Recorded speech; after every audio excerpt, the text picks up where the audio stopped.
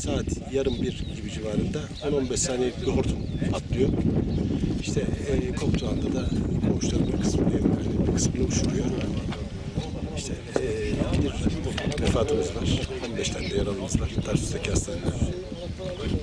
Durum bu kadar. Yani çok kısa süren bir tabii afet ama hepimizi perişan etti.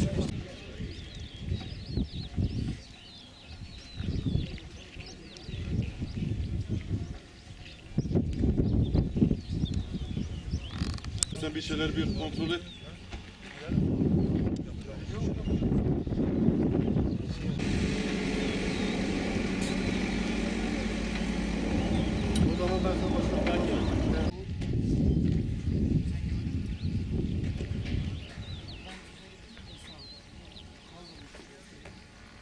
Ben de zaten buraya çamur ve demek ki burada bir şey yokmuş.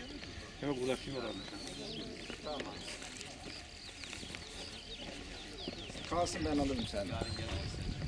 Hadi görüşürüz.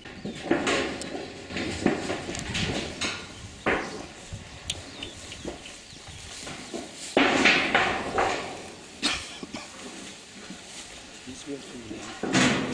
Nasıl yaptın? Korkunlu bölgede yapamazsın. Şimdi çok şaşırdım.